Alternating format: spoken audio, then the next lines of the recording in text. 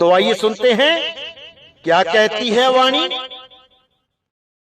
मन की तरंग मार लो बस हो गया भजन, आदत बुरी सुधार लो बस हो गया भजन। आए हो तुम कहां से, जाना तुम्हें कहां है, इतना ही विचार लो बस हो गया भजन। मन की तरंग मार लो बस हो गया भजन। पूरी गहराई से समझना है। मात्र 2 लाइनें हैं, लेकिन इसके पीछे इतना बड़ा कारण है कि लोगों का भजन नहीं बन पाता। नाम दीक्षा लेते हैं लेकिन भजन ही नहीं बन पाता। फिर कहते हैं कि कुछ होता ही नहीं है। 1 साल हो गया, 2 साल हो गए, 10 साल हो गए, कुछ होता ही नहीं, कुछ बनता ही नहीं। तो वाणी क्या समझा रही है? मन की तरंग मार लो बस हो गया भजन, आदत बुरी सुधार लो बस हो गया भजन। जितनी भी ये गंदी आदतें हैं उसको पहले कंट्रोल करो। मीट खाते हो मीट छोड़ो, दारू पीते हो दारू छोड़ो, बीड़ी सिगरेट जर्दा तंबाकू गांजा भांग अफीम कुछ भी नशीली चीजें हैं उसको छोड़ो। उसके बाद सूरत को स्थिर करना सीखो। अब छोटी सी बीड़ी तुम्हारी सूरत को भगा भगा के गलियों में दुकानों पे धक्के खिलवा रही है, तो भजन क्या बनेगा? तो सूरत कैसे स्थिर होगी? इसीलिए बोला कि मन की तरंग मार लो बस हो गया भजन, आदत बुरी सुधार लो बस हो गया भजन। ये मन 10 बार बोल दे दिन में कि आज दारू पीते हैं, नहीं पीना। बार बार बोले बीड़ी पीनी है, नहीं पीनी। बार बार बोले गांजा पीना है, नहीं पीना। फिर देखो क्या होता है। एक दिन परेशान होगा, दूसरे दिन परेशान होगा, तीसरे दिन होगा, धीरे धीरे धीरे धीरे स्थिर होने लग जाएगा। धीरे धीरे सूरत स्थिर होने लग जाएगी, मन का साथ छोड़ देगी और फिर सूरत शब्द में स्थिर होना शुरू हो जाएगी। तो कहते हैं मन की तरंग मार लो बस हो गया भजन, आदत बुरी सुधार लो बस हो गया भजन। आए हो तुम कहां से, जाना तुम्हें कहां है, इतना बस विचार लो हो गया भजन। तुम इस देही में आए कहां से हो और देही छोड़ के कहां जाओगे, तुम इस पे विचार कर लो बस हो गया भजन। कहां परमात्मा को ढूंढने के लिए बाहर भटक रहे हो, कहां गलियों गलियों में नदियों नालों में ढूंढ रहे हो, कहां बन बन में ढूंढ रहे हो। अरे भाई, वो तुम्हारी आत्मा में विराजमान है, वो तुम्हारे घट में है और तुम उसे बाहर ढूंढते हो। वो ऐसे कभी नहीं मिलने वाला। उसको खोजना है तो पहले खुद की खोज करो। खुद को जानो मैं क्या हूं। क्या मैं 5 तत्वों का शरीर हूं? बिल्कुल नहीं। जब तक मैं खुद को नहीं जान पाया तब तक मैं परमात्मा को नहीं जान पाऊंगा, क्योंकि मेरा परमात्मा मेरी आत्मा में वास करता है। अरे तेरा साईं तुझ में है, जाग सके तो जाग। तेरे शरीर में नहीं है, तेरी आत्मा में है। पहले आत्मा का ज्ञान पकड़ो, आत्म ज्ञान को जानो, आत्म ज्ञान को पहचानो, तब जाके उस मालिक का दीदार होगा। इससे कोई फर्क नहीं पड़ता कि आप हिंदू हो, आप मुसलमान हो, आप सिख हो, आप ईसाई हो। अरे भाई, जो हड्डी हिंदू में है वही हड्डी मुसलमान में है, जो खून हिंदू में है वही मुसलमान सिख ईसाई में है। जो 5 तत्वों का शरीर हिंदू ने लिया है वही 5 तत्वों का मुसलमान सिख ईसाई लेके बैठे हैं। लेकिन इन सब में से कोई भी शरीर नहीं है। शरीर तो एक रथ है और उस रथ को चलाने वाला ये जीवात्मा है। इसी को गीता में शर पुरुष और अक्षर पुरुष कह के बयान किया गया है कि हे अर्जुन, इस संसार में दो प्रकार के पुरुष हैं, एक शर और एक अक्षर। शर पुरुष तो सबके शरीरों को मानो जो नाशवान हैं, और अक्षर अविनाशी उस जीव को मानो जो इन रथों का, जो इन शरीरों का स्वामी है। यही ओम और सोहम कहलाते हैं। इसी को गरीबदास जी ने बोला है, ओहम काया मरमर जाए, सोहंग फिर गोता खाए। ये काया जब छूटती है तो जीव को समझ नहीं आता कि अब क्या किया जाए, क्योंकि वो अपने स्वरूप को ना जानकर अपने आप को शरीर मान बैठता है। और जब शरीर मानता है तो शरीर खत्म होने का भय भी होता है, क्योंकि जीव अवस्था में भय खत्म हो ही नहीं सकता। जीव अमर अविनाशी है, लेकिन भय में रहता है, निर्भय नहीं है। इसीलिए साहिब ने बोला, जीव सोई जो जुग जुग जीवे, उत्पत परलय माही, देह धरे भर में 84, निर्भय कब हूं नाही। अब इसको निर्भय पद में लाने के लिए क्या करना है, इसके पद को उच्च कर देना है। यानी अब तीसरे पुरुष का जिक्र करते हुए गीता में बोला गया, हे अर्जुन, इन दोनों में से पूजनीय कोई नहीं है, उत्तम पुरुष तो अन्य है। वो तीसरा पुरुष कौन है? वो शुद्ध चैतन्य स्वरूप आत्म देव है, और उसी आत्म देव में परमात्मा का वास है। इसी को समझना है। जब तक ये सूरत शरीर को पकड़ के बैठी है, ये अज्ञानता में है, और जब ये सूरत शब्द गुरु को पकड़ लेती है तो ये ज्ञान में आ जाती है। अब इसी को समझना है। इसी का भेद बताते हुए कबीर साहब ने बोला कि ये जो अक्षर सूरत है, ये अज्ञानता की नींद में डूबी हुई है। इसी को कबीर सागर में सृष्टि रचना के आधार पे समझाया गया कि अक्षर पुरुष जो है उसे नींद आ जाती है, और नींद में काल भगवान की उत्पत्ति हो जाती है, यानी शरीर उत्पन्न हो जाता है। इसी को कबीर साहब ने बार बार समझाया कि जब तक ये अक्षर पुरुष सोता रहेगा, बार बार सोता रहेगा, ये काल भगवान बार बार पैदा होता रहेगा। इसीलिए साहिब ने बोला, अब तू जाग जा, अब तू ज्ञान में आ जा। जागने का मतलब है ज्ञान में आ जाना, और सोने का मतलब है अज्ञान दशा में रह जाना। तो साहिब कहते हैं, अक्षर पुरुष अगर दोबारा सो जाएगा तो ये काल फिर पैदा हो जाएगा। यानी ये सूरत अगर अज्ञान में रह गई तो दोबारा से देह छोड़ के दोबारा देह पकड़ लेगी। इसीलिए साहिब कह रहे हैं, मैं कहता हूं जागत रहियो, और तू जाता है सोई रे, तेरा मेरा मनवा कैसे एक होई रे। तेरा और मेरा मन एक नहीं हो पाएगा। यानी जो ज्ञान में समझा रहा हूं वो तू समझ ही नहीं पा रहा।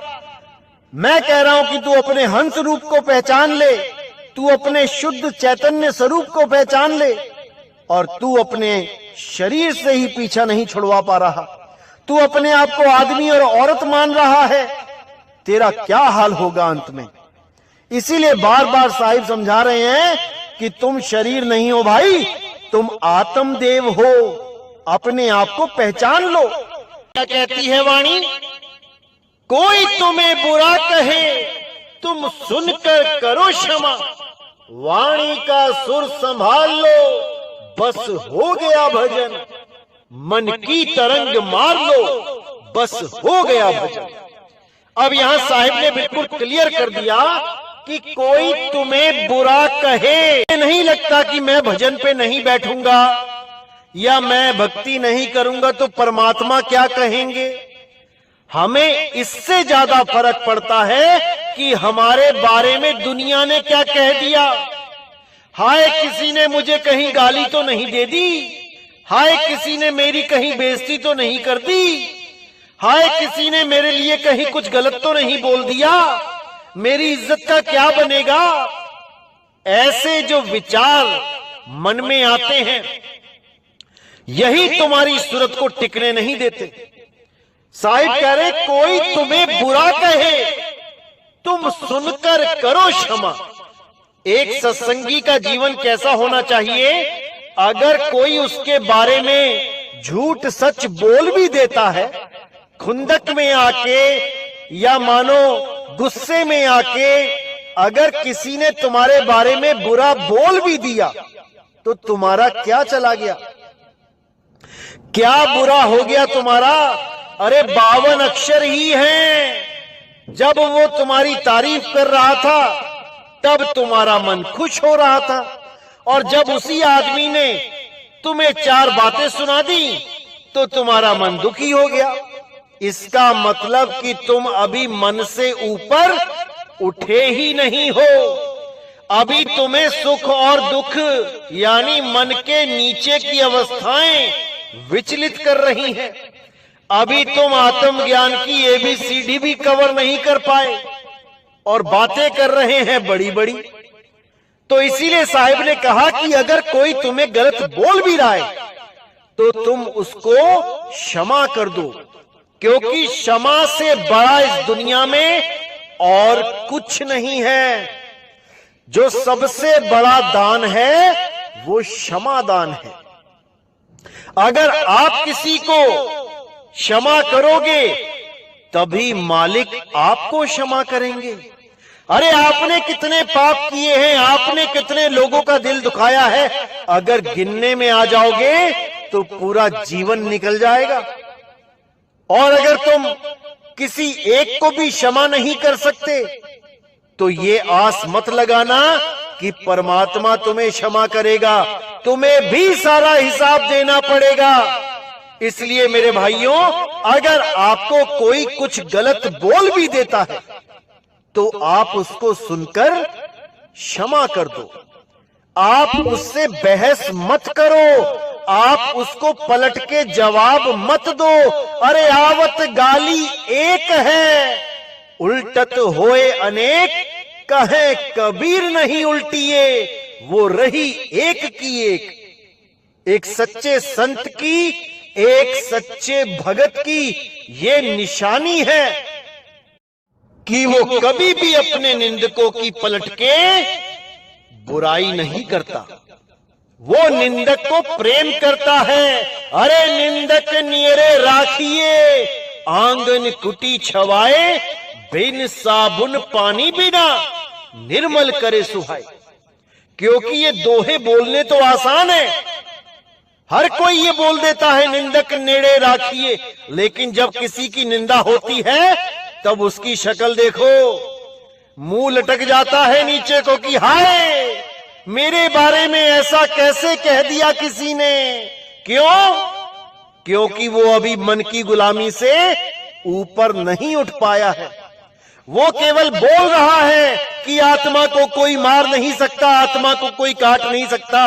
अरे भाई, आत्मा को कोई दुखी भी नहीं कर सकता, आत्मा का कोई अपमान भी नहीं कर सकता, आत्मा को कोई जलील भी नहीं कर सकता। कितना ही जोर क्यों ना लगा ले, आत्मा को कुछ नहीं होता, क्योंकि आत्मा सुख दुख से परे है। ये मन सुख और दुख में फंसा है। अगर किसी की कड़वी बातें सुन के आपको दुख होता है तो समझ जाना अभी भक्ति नहीं बन रही है, अभी बहुत कुछ करना पड़ेगा। अगर किसी के कड़वे वचन सुन के तुम्हें रातों को नींद नहीं आ रही तो समझ जाना अभी दिल्ली बहुत दूर है। याद रखना मेरे भाइयों, खोद खाद धरती सहे और कांट छांट बनराए, कटु वचन साधु सहे और से सहा ना जाए। असली साधु वो होता है जो सारी दुनिया के कड़वे वचन अपने दिल पे सह सकता है, और जो कुछ कड़वे वचन ही नहीं सह पाया वो काहे का साधु है।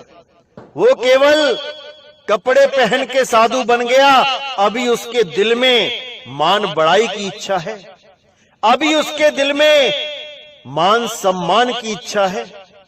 जिस दिन वो मान सम्मान अपमान से ऊपर उठ गया उस दिन वो साधु कहलाएगा, उस दिन वो संत कहलाएगा। अगर उसको एक आम आदमी अपने कड़वे वचनों से हिला दे तो मेरे भाई अभी वो साधु नहीं है, अभी वो संत नहीं है, अभी वो भगत भी नहीं है। अरे एक आम भगत भी इतनी ऊंची अवस्था में पहुंच जाता है कि सारी दुनिया की निंदा अकेला सह सकता है। अरे कबीर साहब कहते निंदो निंदो मोको लोग निंदो, अरे निंदा हमको बहुत प्यारी, निंदा बाप निंदा महतारी। निंदा ही मेरे माँ है, निंदा ही मेरे बाप है। मुझे जितना निंदना है निंदा कर लो, क्योंकि हमारे कपड़े निंदक धोवे, हमारे मैले कपड़े केवल निंदक धो सकता है। और उस निंदक को बलिहार जाता हूं जो हमारी निंदा करता है, क्योंकि इतना समय कहां है किसी के पास जो एक दूसरे की बातें कर सके। लेकिन वो निंदक अपने सारे काम धाम छोड़ के हमारी निंदा कर रहा है। धन्य भाग हमारे जो ऐसा निंदक हमें मिला, जो दिन रात मेरा नाम जप रहा है। कितना प्रेम करता है वो अंदर, कोई नहीं जान सकता उसके प्रेम को। दिन रात उसे केवल हमारे ही सपने आते हैं कि मैं कैसे करके पूरा दिन इसकी निंदा कर दूं, पूरा दिन इसके नाम को बदनाम करूं। सोचो कितना प्रेम है उसके दिल में। तुम्हारे अलावा वो किसी को चाहता ही नहीं है। अपनी माँ को भूल गया, अपने बाप को भूल गया, खाना पीना नौकरी दुकान चाकरी सब भूल गया, केवल तुम्हें याद कर रहा है। सोचो कितना प्यार है उसके दिल में। ऐसा बंदा मिलेगा कहीं जो सब कुछ छोड़ के केवल तुम्हें याद कर रहा है। वही तुम्हारा हितैषी है, वही तुम्हारा सच्चा प्रेमी है। जैसे राम को इतना तो शबरी ने भी याद नहीं किया होगा जितना रावण याद करता था। दिन रात एक ही काम था, राम राम राम, बस, और उसे कुछ याद नहीं रहता था। हमारे सबसे प्रिय मित्र हैं, उनसे ज्यादा प्यारा हमें कोई नहीं, कोई नहीं। और जिसने भी हमसे नाम लिया हुआ है उसको भी अगर हमारी निंदा सुनने को मिलती है तो उसको हजम करो, उसको हजम करो। विचलित नहीं होना है, नाराज नहीं होना है, गुस्सा नहीं आना चाहिए किसी पर भी, केवल तरस आना चाहिए, केवल तरस आना चाहिए। तरस खाओ उन लोगों पे जो निंदा कर रहे हैं। तुम्हारे मुंह से कोई कड़वा वचन नहीं निकलना चाहिए। मुझे कभी भी ऐसा पता नहीं लगना चाहिए कि हमारा कोई शिष्य किसी निंदक से कहीं बहस कर रहा है। बिल्कुल भी नहीं। ये काम एक सच्चे कबीर पंथी का हो ही नहीं सकता। जो भी कबीर पंथ में है, इस भजन को अच्छी तरह समझ लो, इस भजन को अपने जीवन में ढाल लो, क्योंकि ये पहली सीढ़ी है। अगर इतना भी तुम नहीं कर पाए तो मेरे भाई आगे भक्ति बन ही नहीं पाएगी। क्योंकि जैसे ही तुम सूरत को स्थिर करना शुरू करोगे, कोई ना कोई काल का दूत आके तुम्हें एक गाली दे देगा और तुम्हारी सारी भक्ति जीरो। क्योंकि तुम्हें ज्यादा परेशानी इसमें है कि मुझे गलत क्यों बोल दिया, इसमें परेशानी नहीं है कि मुझे परमात्मा क्यों नहीं मिल रहा, वो सब भूल जाओगे। अब इस पे दिमाग चला जाएगा पूरा दिन कि मुझे गलत कैसे बोल दिया, मेरे गुरु को गलत कैसे बोल दिया। अरे किसी का मुंह कोई नहीं पकड़ सकता, जो बोल रहा है बोलने दो। तुम केवल अटल होके अपनी सूरत को अपने शब्द गुरु में लीन रखो, यही तुम्हारा मकसद है। तुम्हारा मकसद यहां पर किसी को गलत साबित करना नहीं है, तुम्हारा मकसद यहां पर किसी से बहस में जीतना नहीं है। तुम्हारा मकसद केवल और केवल परमपिता परमात्मा की साधना करना है। केवल परमात्मा को पाना तुम्हारा मकसद है। यहां पे झगड़े करने नहीं आए हो तुम। अरे किसी ने किसी को कुछ बोल दिया, मुझे ही किसी ने कुछ गलत बोल दिया, तो शांत रहो। शांति में ही शांति है। एक चुप 100 सुख। अगर तुम पलट के जवाब दोगे तो वहां से 1 के 4 जवाब आएंगे, फिर तुम 4 के 16 करोगे, वहां 16 से 16,000 आ जाएंगे और तुम इसी रासलीला में उलझ जाओगे। इसलिए मेरे भाई, जो कोई बोलता है उसे बोलने दो और तुम वो करो जो यहां करने आए हो। इसीलिए साहिब ने बोला, कोई तुम्हें बुरा कहे तुम सुनकर करो क्षमा, वाणी का सुर संभाल लो, बस हो गया भजन। वाणी का सुर संभाल लो यानी अपनी आवाज पे कंट्रोल रखना। कोई ऐसा वचन मत बोल देना कि निंदक को दुख लग जाए, क्योंकि निंदक के भी हृदय में परमात्मा है, उसकी आत्मा में भी परमात्मा है। उसको भी अगर आपने दुखी किया तो समझ लो परमात्मा को दुखी कर दिया। इसलिए किसी को दुखी नहीं करना, अपने लक्ष्य पे, अपने मकसद पे फोकस रखना है। जो आप करने आए हो बस वही करते जाओ। कौन क्या कह रहा है छोड़ दो। नहीं अच्छा लग रहा मत सुनो।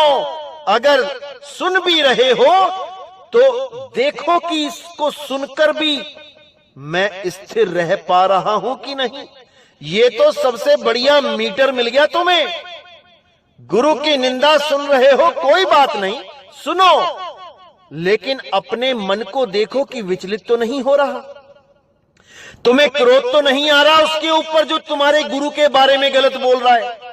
बिल्कुल नहीं आना चाहिए। अगर आ रहा है इसका मतलब अभी तुम में बहुत कमी है, अभी बहुत कुछ करना पड़ेगा तुम्हें इस मन को स्थिर करने के लिए। तो आगे साहिब क्या कह रहे हैं, अच्छी तरह समझ लो और इसे जीवन में धारण कर। नेकी सभी के साथ में बन जाए तो करो, मत सरबदी का भार लो, बस हो गया भजन। इतना ही विचार लो, बस हो गया भजन। मन की तरंग मार लो, बस हो गया भजन। यानी अगर तुम किसी के साथ नेकी नहीं कर सकते तो भाई बदी भी मत करो। अगर तुम किसी का भला नहीं कर सकते तो बुरा भी मत करो। अगर कोई तुम्हारा मित्र भी है और तुम उसके साथ रहते हो, उसके साथ मित्रता निभा रहे हो और तुम्हें पता लग जाए कि वो मित्र दगाबाज है, फिर भी आप उसको बुरा भला मत कहो और आप उसको केवल त्याग दो। आप उससे दूरी बना लो। उसको ना तो कुछ बुरा कहना है और ना ही किसी और को कहने देना है, क्योंकि आपको पता लग गया कि वो आपका सगा नहीं है, आपका मित्र नहीं है, तो आप उससे केवल किनारा कर लो। किनारा करने में ही भलाई है, ना कि उसका दिल दुखाओ, उसको गलत बोलो, क्योंकि किसी का भी दिल दुखाने का हक आपको किसी ने नहीं दिया।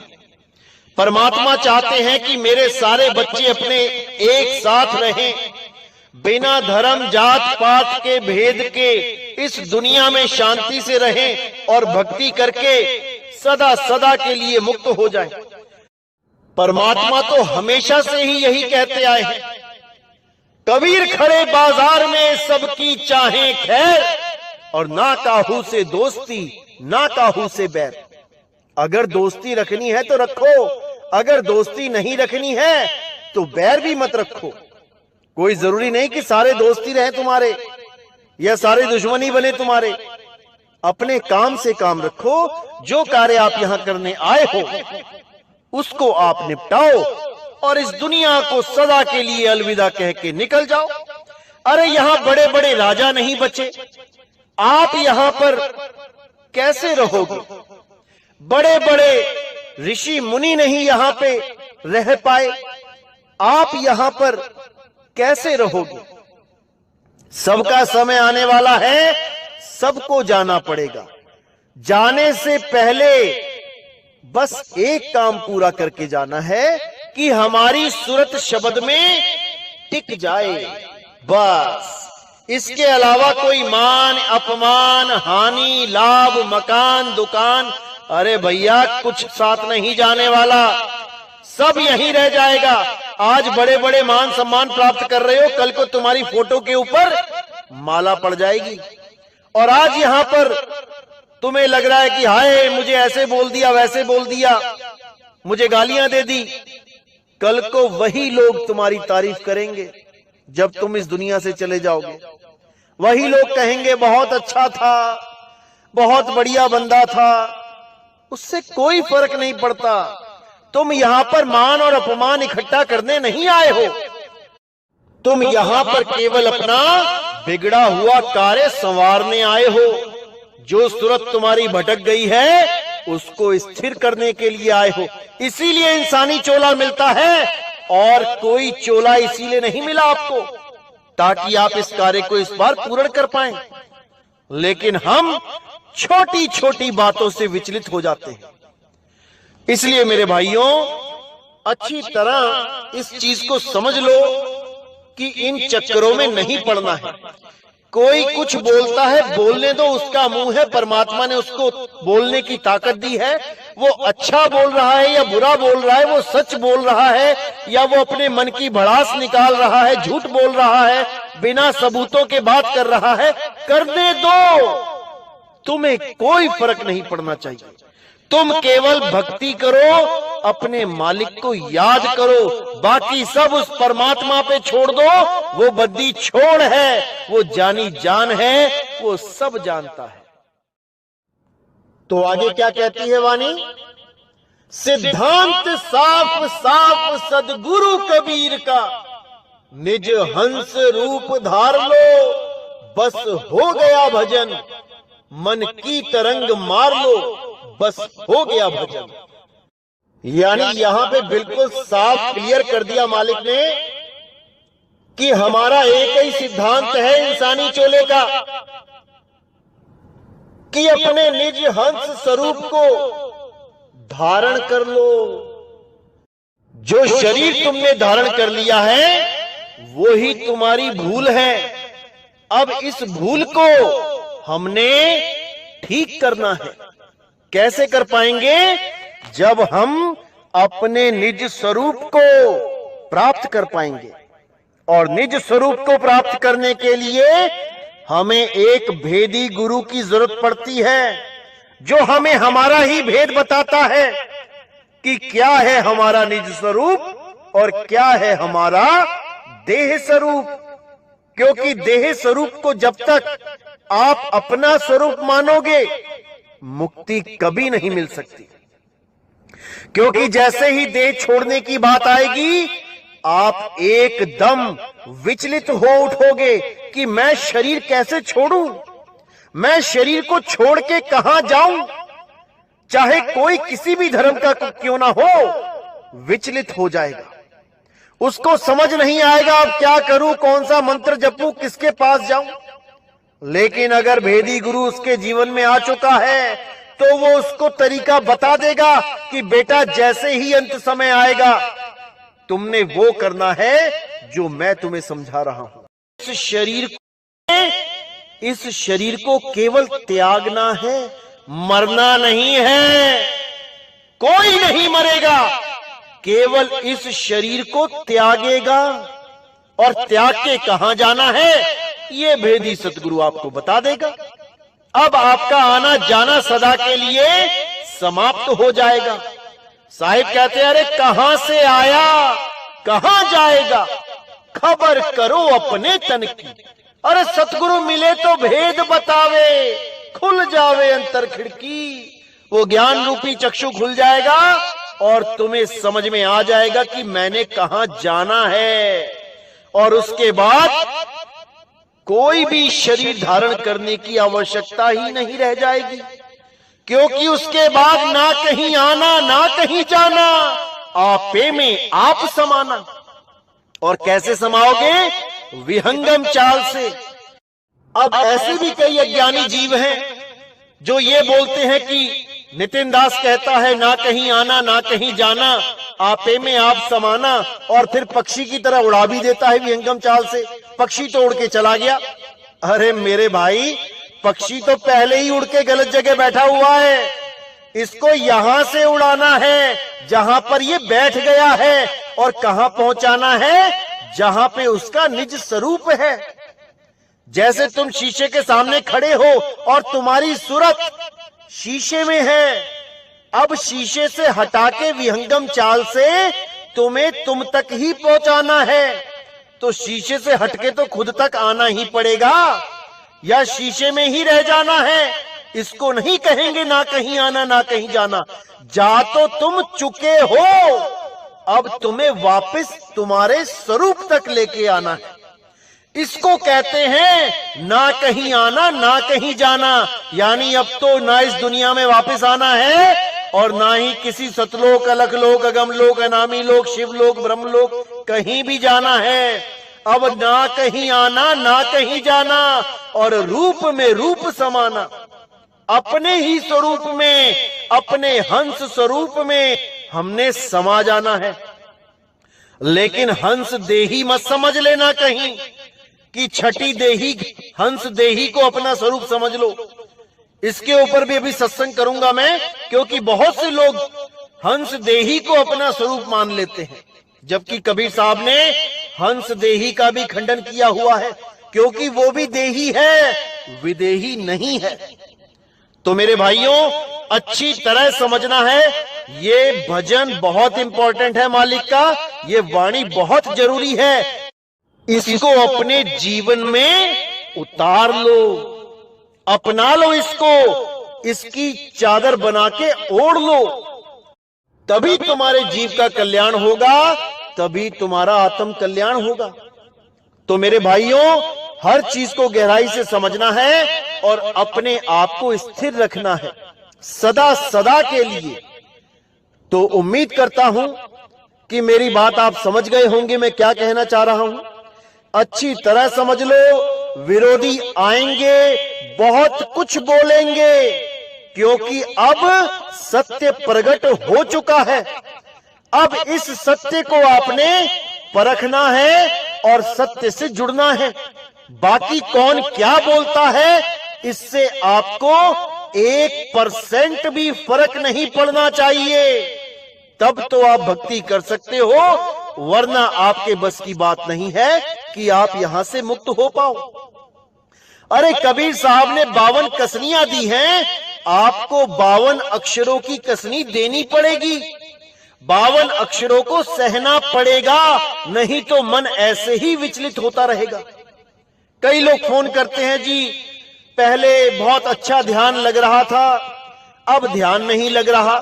तो मैं पहले यही बात पूछता हूं, क्या भाई घर में किसी का कोई झगड़ा हो गया, या घर में कोई ऐसी विपत्ति आ गई, या कोई परेशानी आ गई, कोई बीमार हो गया, या ऐसा कुछ? तो कहती हैं, कुछ लेडीज कहती हैं, हाँ हमारी सास से अनबन हो गई, सासू माँ हमें टोकती रहती है, हमें कुछ ना कुछ नोक झोंक करती रहती है, उसकी बातें हमसे सहन नहीं होती हैं। अरे भाई, अगर उसकी बातें ही नहीं तुम सहन कर पा रहे हो तो तुम भक्ति क्या करोगे? तुम अपनी सास की बात सहन नहीं कर पा रहे हो, जिसने तुम्हें अपना लड़का दिया, अपना घर दिया, और मरने के बाद अपनी जमीन जायदाद, अपने गहने भी तुम्हारे लिए छोड़ जाएगी। तुम उस सास की बात नहीं सह पा रहे हो, तो तुम दुनिया की बातें कैसे सहोगे जो तुम्हें चवन्नी भी नहीं देगी?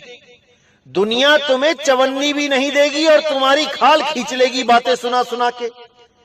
तब तुम कैसे सहन करोगे जो तुम्हें अपने घर में ही थोड़ी सी बातें सुन के विचलित हो जाते हो? हर चीज को सहो, बातों को सहो। कोई ताना मार रहा है, सहो। हाँ, कोई अत्याचार कर रहा है, वो मत सहो। कोई तुम्हें शारीरिक कष्ट दे रहा है, वो मत सहो।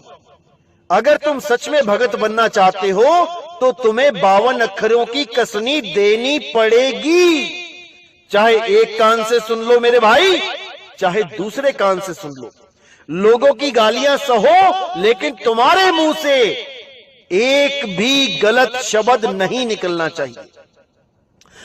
उस आदमी के बारे में तुम्हें कुछ नहीं बोलना है जो तुम्हें गलत बोल रहा है। फिर देखो कि तुम्हारे मन में कैसी स्थिरता आती है। फिर देखो कि कैसा भजन बनता है। फिर देखो कि दुनिया की परवाह कैसे तुम्हारे दिमाग से निकलती है और एक मालिक के साथ कैसे जुड़ते हो। तब तुम्हें जीवन में आनंद आएगा। तब तुम समझ पाओगे कि भक्ति क्या होती है। अभी केवल बातों की भक्ति है कि मैंने नाम ले लिया, मैं भगत बन गया। अरे परीक्षा तो अभी शुरू हुई है मेरे भाई। अभी तो परीक्षाएं बहुत सी देनी हैं। देखते जाओ क्या क्या होता है। तो आज का सत्संग मैं यही समाप्त करता हूं और उम्मीद करता हूं कि आप इस भजन को बार बार सुने और अपने जीवन में उतार लें।